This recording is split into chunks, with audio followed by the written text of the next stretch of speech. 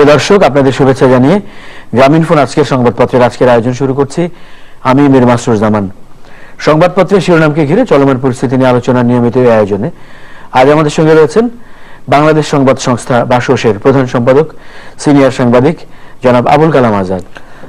স্বাগত জানাচ্ছি আপনাকে। ধন্যবাদ মাসরুর আমন্ত্রণ জানাবার জন্য। আমরা সংবাদের শিরোনামগুলো দেখি, তারপর আলোচনা শুরু করছি। দৈনিক ইত্তেফাক, আর নয় শিশুর পিঠে ভারী স্কুল ব্যাগের বোঝা, আইন প্রণয়ন করতে হাইকোর্টের নির্দেশ। শিশুর ওজনের 10% বেশি ওজন হতে পারবে না। মানব জমিন, আনোয়ার চৌধুরীর উপর হামলা, মুফতি হান্নান সহ 3 জনের মৃত্যুদণ্ড বহাল। আমাদের সময়, সোনালী ও অগ্রণী ব্যাংকে 424 কোটি টাকার ঋণ জালিয়াতি। জয় জয় দিন, রোহিঙ্গাদের স্রোতের মতো আসতে দেওয়া হবে না, সংসদে প্রধানমন্ত্রী শেখ হাসিনা। দৈনিক ইনকিলাব, বিদ্যুৎ জ্বালানি ব্যবহারে সাশ্রয়ী হন প্রধানমন্ত্রী, 21 সালের মধ্যে 100% বিদ্যুৎ। আলোকিত বাংলাদেশ, কোটায় মিলছে না যোগ্য প্রার্থী, 36তম বিসিএস। ভোরের কাগজ, ওষুধ শিল্পে বিপুল সম্ভাবনা, সম্ভাবনার বাংলাদেশ। দৈনিক দিনকাল, চট্টগ্রাম ও মংলা বন্দর ব্যবহার করতে পারবে ভারত। দৈনিক সংগ্রাম, পর্যাপ্ত সহায়তা দিচ্ছে মুসলিম সম্প্রদায়, গণহত্যার তদন্তে অসহযোগিতা করছে Myanmar, Kofi Annan. The Independent, won't allow Rohingyas to use our land for terror। সংবাদপত্রের শিরোনাম দেখলাম। তো মাননীয় প্রধানমন্ত্রী শেখ হাসিনা জাতীয় সংসদে ভাষণ দিয়েছেন এবং সেখানে তিনি রোহিঙ্গা ইস্যুতে কথা বলেছেন। যেটি দেখা হচ্ছে যে তিনি তার কথার মধ্যে যেটি রয়েছে, আমরা শিরোনামে দেখলাম যে স্রোতের মতো আসতে দেওয়া হবে না, যেমন নিয়ন্ত্রণ করতে হবে সীমান্ত, তেমনি তিনি বলেছেন যে যারা এসে পড়েছেন তাদের প্রতি নিষ্ঠুর আচরণ যাতে না করা হয়, অনুদার না হওয়া হয়। আর আরেকটা বলেছেন যে সন্ত্রাসের জন্য যেন এই ভূমিটা তারা ব্যবহার না করতে পারেন, যদি কারো সন্ত্রাসী তৎপরতার কিছু পাওয়া যায় তাহলে তাকে ফেরত পাঠানো হবে। মাসরুর, আবারও আপনাকে ধন্যবাদ জানিয়ে শুরু করছি। এটি বিজয়ের মাস। আমি সর্বকালের সর্বশ্রেষ্ঠ বাঙালি জাতির পিতা বঙ্গবন্ধু শেখ মুজিবুর রহমানের প্রতি গভীর শ্রদ্ধা জানিয়ে কথা বলছি, এই কারণে যে তিনি আমাদের বাংলাদেশটা দিয়ে গেছেন বলেই আজকে আমরা বিভিন্ন জায়গায় এবং স্বাধীন দেশের নাগরিক হিসেবে কথা বলছি। আমি গভীর শ্রদ্ধা জানাই বঙ্গবন্ধুর প্রতি। তো আপনি যে কথাটি বলেছেন যে মাননীয় প্রধানমন্ত্রী শেখ হাসিনা এর আগেও তার হাঙ্গেরি থেকে ফিরে এসে সাংবাদিক সম্মেলনে তিনি কিন্তু একই কথা বলেছেন। তিনি সেখানে বলেছেন যে বিশ্ব সম্প্রদায়কে উদ্যোগ নিতে হবে, কারণ এটি আমাদের মিয়ানমার এবং বাংলাদেশের এই সমস্যা শুধুমাত্র যদি দ্বিপাক্ষিক মনে করা হয় ঠিক হবে না। এবং আমরা জানি যে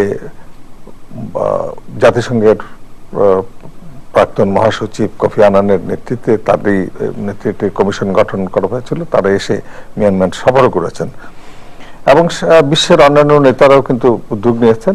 আজকে মাননীয় প্রধানমন্ত্রী শেখ হাসিনা সংসদে যে কথাটি বলেছেন যে আমরা তো এই ঘটনাটি কেন ঘটলো তাও তিনি বলেছেন, কিন্তু এটা আমরা আগেও জানতাম, পত্রপত্রিকায় দেখেছি যে মিয়ানমারের বর্ডার গার্ড যারা, তাদের 9 জনকে গুলি করে মারা হয়েছে। তারপরে কিন্তু এই ঘটনাগুলো এবং তাদের অন্যান্য হামলা সেনাবাহিনীর উপর, সশস্ত্র সেনাবাহিনীর যারা পাহারাদার তাদের উপর হামলা করা হয়।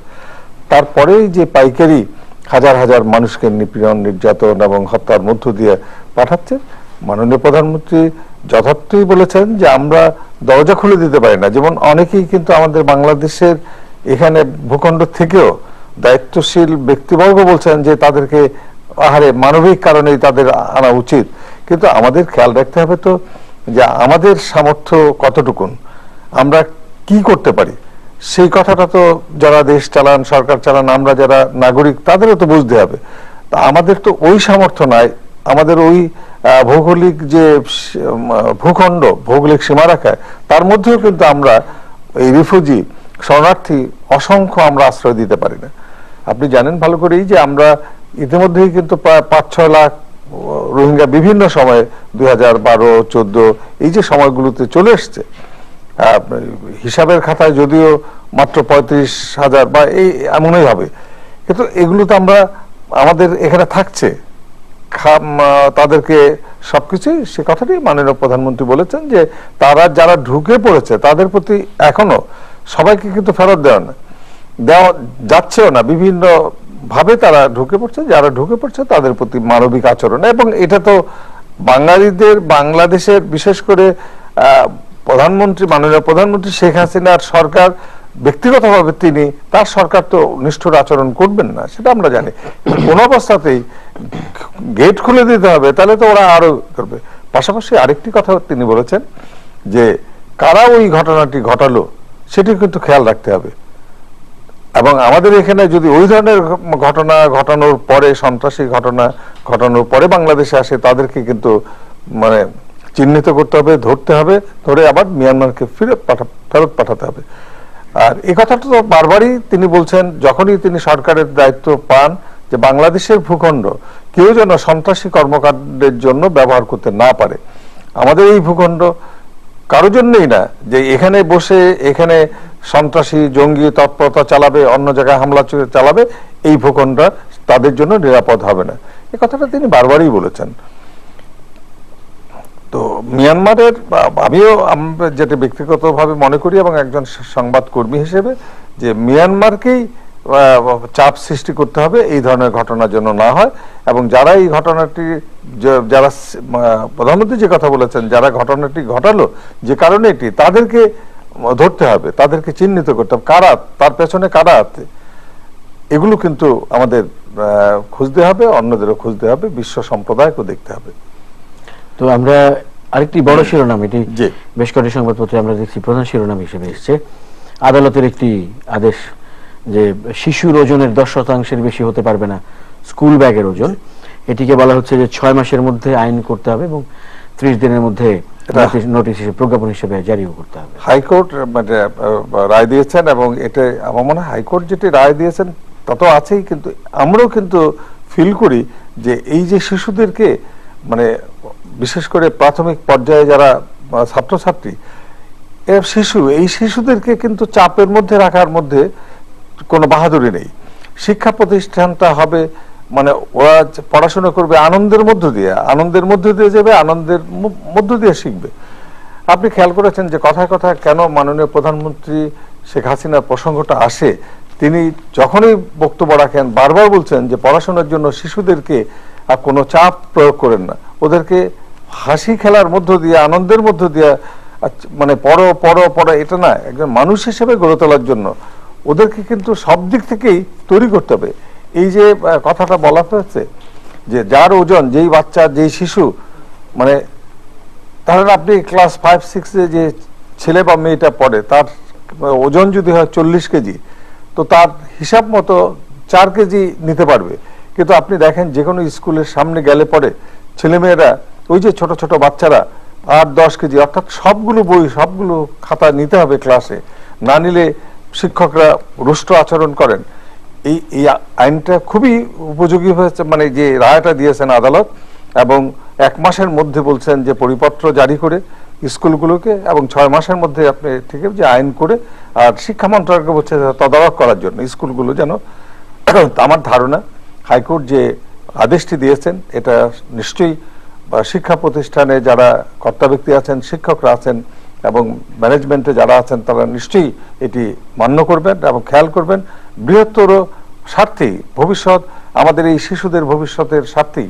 কারণ একটি কথা আছে যে এই ওজন বেশি নিলে কি হয়, স্বাস্থ্যগত কারণেই সারা জীবন বলছেন ডাক্তার, যারা মানে চিকিৎসক, তারা বলছেন যে এতে করে ওদের যে চাপ পড়ে, চাপের, আমি আগেই যে কথাটি বলেছি, চাপের মধ্য দিয়ে যে কোনো ধরনের চাপ, পড়াশোনার জন্য চাপ, এই যে শরীরটা মানে বিকাশ হবে না, বিকাশ লাভ করবে না, শারীরিক গঠন, এটি তো ঘটে, এবং বলছে যে সারাটা জীবন ভোগতে হবে। তা আমরা এই ভবিষ্যৎ বংশধরদেরকে সারাটা জীবন ভোগবে এমন কাজে কেন আমরা রাখবো? সবাইকে আমার মনে হয় সতর্ক হওয়া উচিত, বিশেষ করে স্কুলের এবং অভিভাবকদের, ব্যবস্থাপনায় যারা আছেন তাদের সবাইকে মিলিতভাবেই এটি কাজ করতে হবে, যে আদালত যে রায় দিয়েছেন, রায় যেন কার্যকর করা হয়, বাস্তবায়ন করা হয়। তো এটি তো একটি গেল যে ব্যবস্থাপনার একটি দিক, যে বা শিক্ষকরাও লক্ষ্য রাখবেন, শিক্ষা প্রতিষ্ঠানগুলো লক্ষ্য রাখবেন, এটা একটি দিক। কিন্তু এর সঙ্গে কি শিক্ষানীতির একটি সম্পর্ক নেই, যে তাকে কতগুলো বই কোন ক্লাসে আসলে পড়ানো হবে, সিলেবাসটা, কারিকুলামটা কেমন বিষয়টা হবে? হচ্ছে শিক্ষানীতি, যে আদালত যেটি, এটা আইনের কথা তো আদালতেই বলে দিয়েছেন তাদের আদেশে, যে একটি আইন করা, সেই আইনে বিস্তারিত বলবে, বা আইন না হলে স্কুলের নিয়মের মধ্যে আসলেই হয় যে একজন ছাত্রছাত্রী, ওই বাচ্চা শিশু অতগুলো বই তো আনার দরকার নেই, বয়স অনুযায়ী কত দূর হবে, কারিকুলাম, এগুলো সবকিছু নিয়েই তো তারা, মানে আপনার বিধি বলেন, রুলস, আইন সবকিছু মিলে স্কুল কর্তৃপক্ষ বা শিক্ষা মন্ত্রণালয় তারাই ঠিক করবেন যে এটা কিভাবে বাস্তবায়ন করবেন। একজন বাচ্চা শিশুকে সব বই নিতে হবে 10টি বিষয়ের, সব তা তো না, ভাগ করে দিতে পারেন সব বইগুলো, মানে একটি কিছু ছাত্র একটি বই নিল, বাংলার বই অন্য, এটি পারা যায়, কিন্তু এই অ্যারেঞ্জমেন্টটা করা যায় না। সবাইকে এইভাবে এক বোঝা বই 10 কেজি 8 কেজি, এটি আইন টাইন তারা স্কুলে করতে পারবেন, শিক্ষা মন্ত্রণালয় বসা উচিত। আমার কথা হচ্ছে যে আইনটি যেন, এই আদেশটি যেন বাস্তবায়ন করা হয় যেভাবে বলা হয়েছে। আরেকটি শিরোনাম দেখতে পাচ্ছি যে চট্টগ্রাম এবং মংলা বন্দর ব্যবহারে ঢাকা দিল্লি চুক্তি হচ্ছে, যেটি আমাদের নৌ পরিবহন মন্ত্রণালয়ের সভাকক্ষে দুই দেশের নৌ সচিব পর্যায়ের বৈঠকে এরকম আলোচনা হয়েছে আর কি। আসলে ভারতের সাথে আমাদের, ভারত নিকটতম প্রতিবেশী, শক্তিশালী প্রতিবেশী, বন্ধু দেশ, এ ব্যাপারে কোনো সন্দেহ নেই। এবং ভারতের সাথে যে ভারত আমাদের মুক্তিযুদ্ধের সময় 1971 সনের যে সহযোগিতা করেছেন, যে সাহায্য করেছেন, সারা জীবন আমরা কৃতজ্ঞতার সাথে আমাদের স্মরণ করতে হবে। কারণ এটা অস্বীকার করার কোনো সুযোগ নেই। যে ভারত যদি সেই দিন আমাদের পাশে না দাঁড়াতেন, তাহলে আমাদের স্বাধীনতার সংগ্রাম কতদিনে আমরা সফল করতাম। নিশ্চয়ই আমরা মুক্তিযোদ্ধারা, দেশের সারা দেশের মানুষ যেভাবে কাজ করেছেন, সংগ্রাম করেছেন, যুদ্ধ করেছেন, সবই ঠিক আছে। ভারত যদি পাশে না থাকতো, ভারত যদি সহযোগিতা, আর ভারতের শুধুমাত্র যে মুক্তিযুদ্ধের 71 সন থেকে আমাদের সম্পর্ক তা তো না, তারও আগে থেকে দীর্ঘদিনের সম্পর্ক। এখন এই ভারতের সাথে নিশ্চয়ই দুই দেশের স্বার্থ সংশ্লিষ্ট বিষয়গুলো, দুই দেশের সরকার যা ভালো মনে করবেন, এবং এই যে বন্দর ব্যবহার করার কথা বলছেন, মাননীয় প্রধানমন্ত্রী এ মাসেই সফরে যাবেন ভারত, সেখানে অন্যান্য চুক্তিগুলো হবে, এটা দুই দেশের বন্ধুত্বপূর্ণ সম্পর্কের ভিত্তিতেই এটি দরকারও তো। মানে দুই দেশেরই, আমার কথা হচ্ছে যে দুই দেশের কল্যাণে, দুই দেশের জনগণের কল্যাণে যা যা করা দরকার, সেগুলো দুই দেশের স্বার্থেই করা দরকার এবং করতে হবে। একটি আন্তর্জাতিক সংবাদ, কিন্তু এটিও নিশ্চয়ই আমাদের স্পর্শ করে। ইন্দোনেশিয়ায় তীব্র ভূমিকম্পে শতাধিক মৃত্যু, ধ্বংসস্তূপে আটকা পড়েছেন অনেক, দুঃখজনক ঘটনা। এবং সেই সাথে ইন্দোনেশিয়া এবং এর আগেও হয়েছে বিভিন্ন জায়গায়, কিন্তু পাশাপাশি আমাদের সতর্ক হতে হবে। কিন্তু যে আমরা ভূমিকম্প প্রবণ, এটি সবসময়ই বলা হয়, কিন্তু আগে কোনো ব্যবস্থাই ছিল না।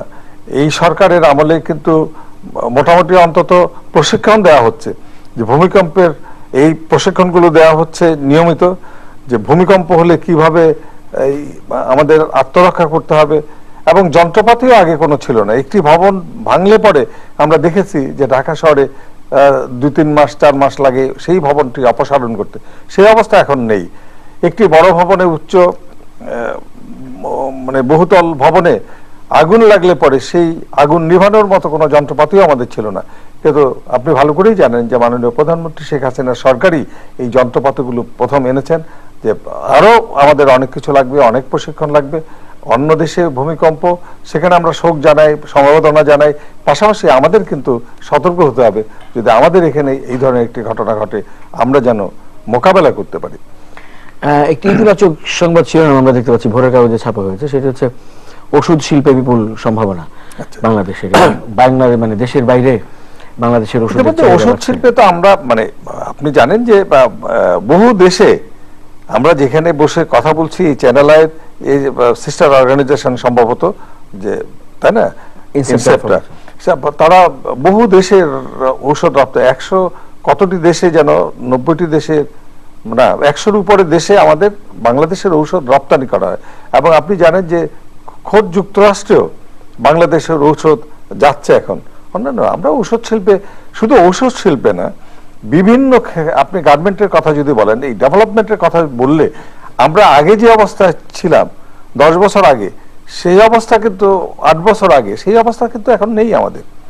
আমাদেরকে এখন যথেষ্ট আমাদের বিভিন্ন কারণেই গুরুত্ব যে দেয়, মাননীয় প্রধানমন্ত্রী যে গুরুত্বটা পান তার কর্মদক্ষতার কারণে, তার দূরদৃষ্টির কারণে, তার নেতৃত্বের গুণে, একই সাথে তিনি দেশকেও কিন্তু এগিয়ে নিয়ে গেছেন। এবং দেশের এই যে উন্নয়নগুলো, আপনি ঔষধ শিল্পে, আপনি গার্মেন্টে, আমাদের আর্থসামাজিক অন্যান্য সূচকে, মাছ উৎপাদনে, কৃষি পণ্য উৎপাদনে, তাই না, শস্য উৎপাদনে, আমাদের এগুলো আমরা তো আসলে ভালো করতেছি সব দিক থেকেই।